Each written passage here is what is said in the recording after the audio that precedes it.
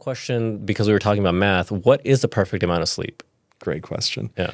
So, there really is no magic number in terms of duration of hours or a minimum duration that is, absolutely going to ensure that you're healthy as long as you get this amount. And, that doesn't really exist. Everyone's sleep requirement is individual.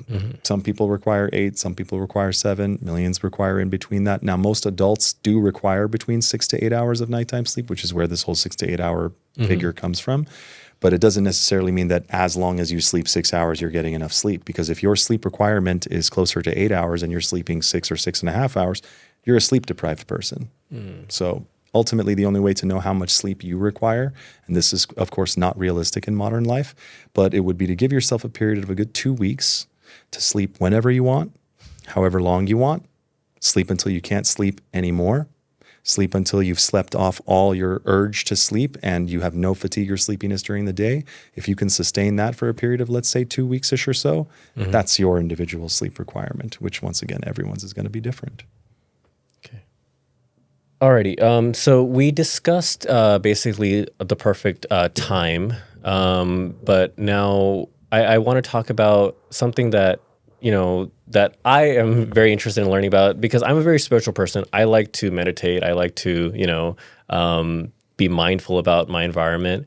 Now, how does that tie in with sleep? Is it helpful? Does it promote good sleep to do all these things, or is it just a new age woo kind of thing? Like, hey, meditate and you'll get a good sleep.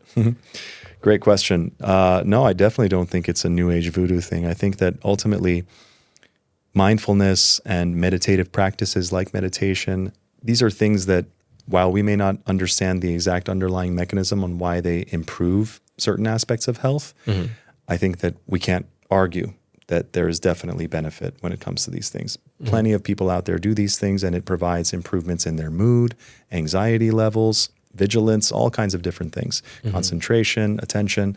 So all that to say that in terms of sleep, there hasn't been a whole lot of data looking at this, but there's been some.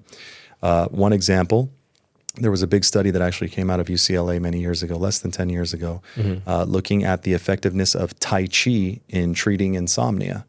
Insomnia is the most common sleep disorder on planet Earth. It's what we define as any difficulty falling asleep or any difficulty staying asleep, or both of those things. That's how what we refer to when we say insomnia.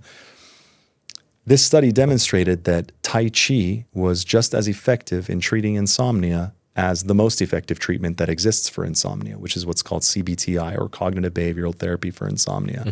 So it's interesting that while, once again, an underlying mechanism cannot really be explained from a kind of physiologic standpoint, that using Tai Chi was just as effective as the most effective treatment for the most common sleep disorder in the world.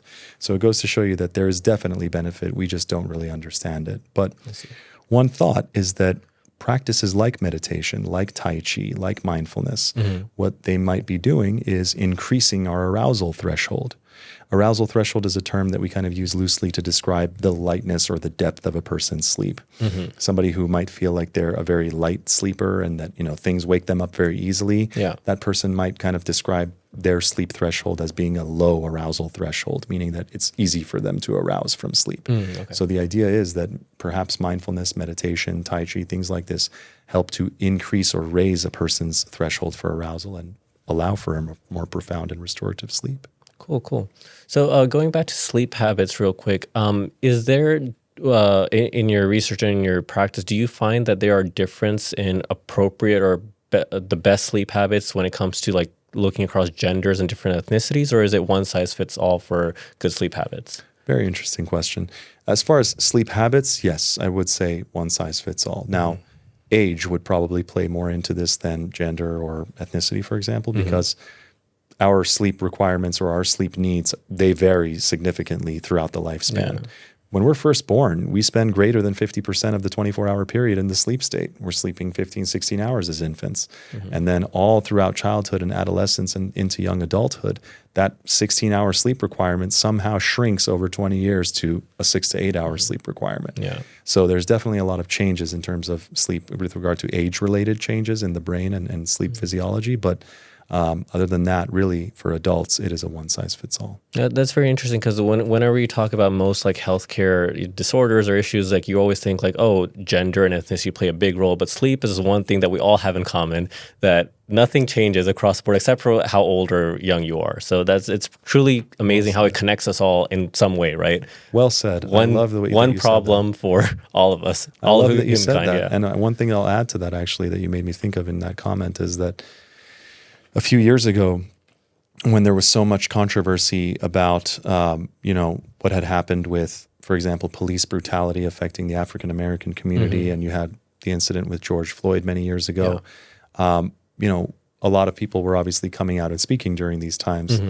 And I remember that the American Academy of Sleep Medicine, which is our guiding academy in the sleep medicine world, they posted a statement during that whole period of time saying that sleep knows no color, sleep knows no race, sleep knows no ethnicity, it knows nothing. It's something that we all require and that we all do. And it's something that unites all creatures. Yeah, no, that's amazing.